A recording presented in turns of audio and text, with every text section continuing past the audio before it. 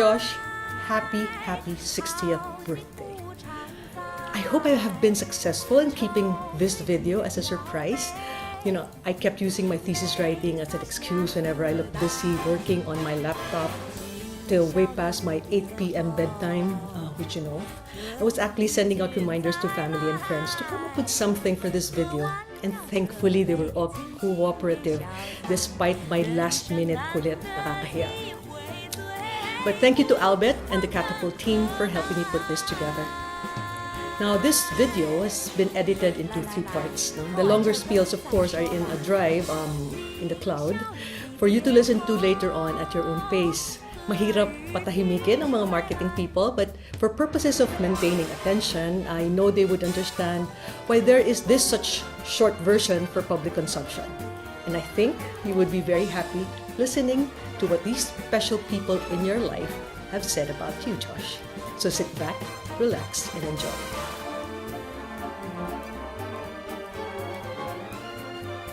I don't think anyone can give justice to the name Josiah-Go in 60 seconds.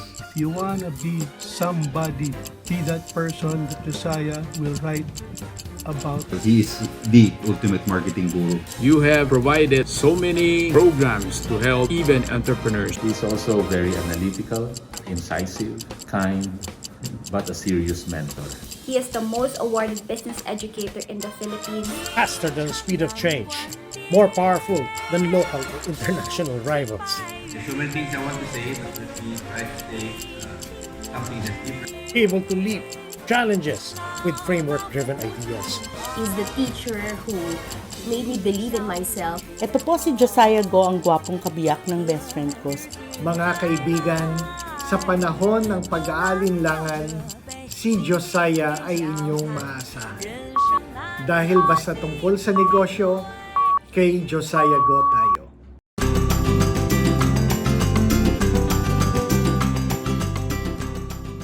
If you are a company that's been thinking of digital transformation, I have someone for you. Because what I think you should do first is to get a director who understands what digital transformation is all about. His name is Josiah-Go. And let me give you 3 reasons why I think he is right for you. First, there are very few people who have experience in excelling or doing very well in the old world business and who has over the years tracked how the new economy is shaping up and how new businesses, or rather old businesses, have to evolve in order to live in this current world. Josiah is one of those people. Second, he has a very large social media following. His books have been written, or rather have been used in universities. So he has a lot of people who grew up studying marketing using his textbook, and they will be a very good source of business for your company. And third, you know, I'll tell you a secret. He has a secret weapon, and that is Chiqui, his wife. Chiqui is 50% of the genius behind Josiah. And I'm pretty sure that over dinner, he always bounces ideas to her to refine the concepts percolating in his mind. So if you get him, you kind of get 2 for the price of 1. However, let me warn you, if you are a bank, sorry, he cannot be an independent director in a bank because he is already ours. Kumakapitch talaga mga marketing people. So effortless. Of course, I chose the winning pitch kasi bida din ako doon. Salamat, Bao. Happy birthday, Joe! Thanks for making Markprof. Thanks for being an inspiration. Salamat, inangat mo ko mula sa laylayan. Thank you for always being there, ready to help me out in anything that I need. Thanks, Joe, for being a great mentor. And thank you, Joe, for being a father figure to us. Thank you, Joe, for always believing in us. Happy birthday. Happy birthday, Joe. Happy birthday, Joe.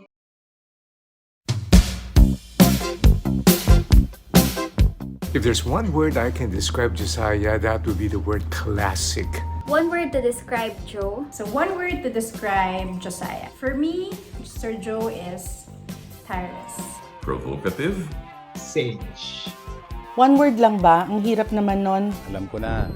Caring. You get to provoke people's minds and ideas. Giver. It would be inspiring. Inspirational. When you're in need talaga nandun siya palagi. You can depend on him. He is a mentor. Teacher. Whether you're consulting him with work or life in general, you can count on him to give you a perspective that you haven't considered before. And I'm very grateful to call him my mentor. The word complete, spelled with an A. You're a person who was totally put together, being an academic as well as being a practitioner. In effect, you practice what you teach. I first met Josiah in college in the not too distant past. My name is Joanna. I'm Josiah's older sister and have had the pleasure of knowing him for all 60 years of his life. Josiah and I were partnered in some of his early ventures. You have also worked for us in our company for quite some time, and of course one of the best marketing people that we've ever had in RFM Corporation. I met Josiah in our advocacy, in Go Negosyo, in entrepreneurship development advocacy. Before all the books, before all the awards, before all the seminars, I knew Josiah as the clown in our family.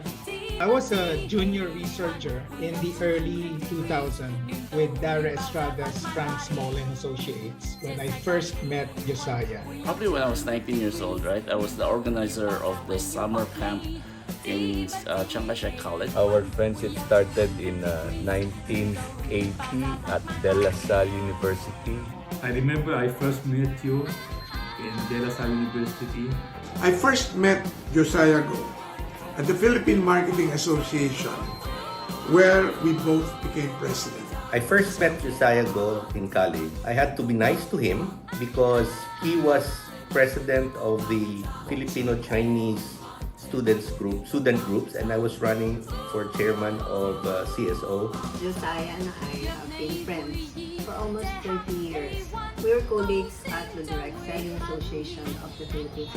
One of the most involved directors of the SAP, we worked together to establish the first industry awards for outstanding direct selling professionals. Sinurprise ako ni Sir Josiah nung ako nakasakit, na dinalaw ako sa bahay, at sabi ni Sir Josiah, what do you want me to help you? Tagus sa puso yun, talagang hindi ko malimutan.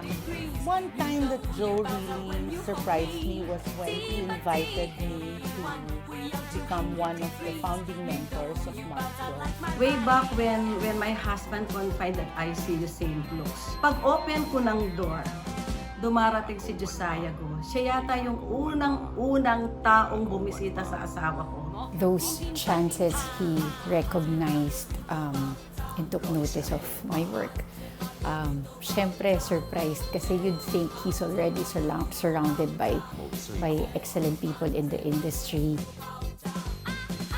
Madami talaga siyang tinuro sa akin, but the little achievement that I have had in my franchising and tourism advocacy, I guess, is probably a product of my being inspired by all the words of wisdom of Josiah. I've learned a lot from Uncle Josiah, but one thing I always remember is he always tells us, stop supply side thinking. yung mga gusto kong patunayan in my career will never be as important as family. Sa akin yung the value of time. Si Joe ang tinuro sa akin,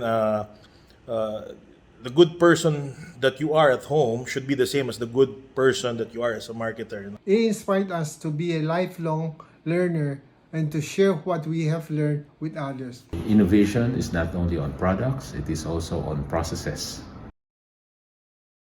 Never. Pare, you are the most corniest. He never made me laugh. He made me smile a lot. When we are together, you suddenly will, without any warning, crack a corny joke which make all of us laugh. And most of the time, he made me look stupid. I really had a hard time suppressing my laughter. And it had something to do about your lack of familiarity with the local showbiz. Knowing Joe, He will never stop learning. I see Uncle Josiah with many grandchildren, but instead of giving them bedtime stories, he's probably teaching them marketing wisdom. I see him, still involved in education, in a less busy environment, enjoying the company of his family. A happy, blessed, and healthy life with Chiqui and Leon, your family. Plus, a lot more of that restless energy that continuously inspire and motivate all of us. God bless you always. It's hard to tell. When a person can reinvent himself multiple times in many different perspectives, given the talents that he has and given the resolve and commitments that he has to it with whatever mission he has, it's hard to tell. I feel I can still be surprised despite almost 30 years of friendship. You have great family and friends, Josh. I felt the love. I know you did too. Just in case you're wondering how I chose the people in this video, simple lang yung kaya kong brasuhin kasi nga last minute. But seriously, I asked people who I know matter to you because somehow deep connections were made and remain all throughout these years. Of course, along the way, all through these years, there were other colleagues and peers, former clients who have become friends, other mentees and students and staff who have all flown out of our coop and are now doing so well in the industry. You are part of that, and you are indeed so blessed. I know you know this. You always tell me you feel unworthy and undeserving, or how you can't feel the accolades given you, but you should. You have worked your way to where you are. Alam ko yon, nakita ko yon. You've always been so generous to so many people. Never tayo nag-away tungkol dyan, no? You've always had the humility, especially to learn. And that's what makes you a good educator, a good mentor, a good person. Happy birthday to you. Happy birthday to you. Happy birthday, Josiah. Happy birthday to you. Happy birthday to you. Happy birthday to you. Happy birthday, happy birthday, happy birthday to you. Happy birthday to you. Happy birthday to you. Happy birthday to you.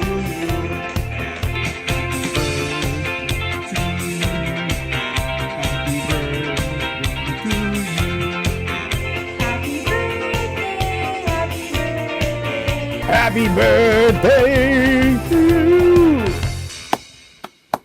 Happy birthday, Josiah. Thank you very much and happy birthday. Happy birthday, Josiah. Life begins at 60, but most importantly, you get your senior discount. Happy birthday, Josiah. Happy birthday, Josiah. Happy birthday, Josiah.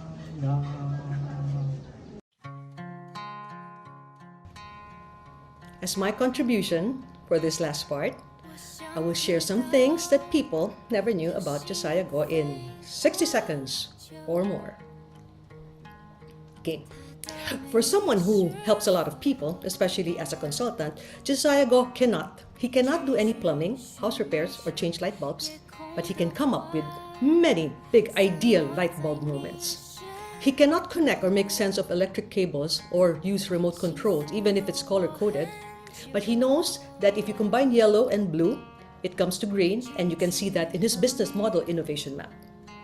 He cannot say no to any dim sum or Chinese food, especially since we always have Filipino food at home, my influence. So every time Kalel orders shomai or Hainanese chicken rice, there will always be, "I love you, Kalel, you're the best." It's easy to make him happy. He cannot remember his passwords, minutes, or even seconds after changing them, and insists to tell me and expects me to remember them for him. And that's because he says he doesn't keep secrets from me. He cannot find items placed at his eye level when it just used to be located just below his chin because it takes so much effort to look up. It's such a waste of time and he's always a man in a hurry. And because he tells me, but because you know everything in my life and you know where you put things. Yeah. And finally, he cannot say no to people he loves and cares for. You cannot talk to him if he's working on a framework, but he will drop things and do what needs to be done, like go out and rush to a person in need when somebody calls him, or even look for paracetamol at the height of lockdown when there's alert level 4 because we needed paracetamol for Leo or something. You know, all these things. He will do these things and more. Now this post won't be the same without my usual hugot line from Miriam. Sana magkasama tayo sa pila para pag may sumigaw ng next at hindi mo narinig, tatanungin mo agad ako kung tayo na ba? Version natin ganito. Sana matagal pa pagsasama natin sa buhay para pag nakalimutan mo password mo, napundi ang bumbilya, hindi gumagana ang remote control, tatawagin mo agad ako, Chiqui, kailangan kita. Happy birthday, Josh. I love you.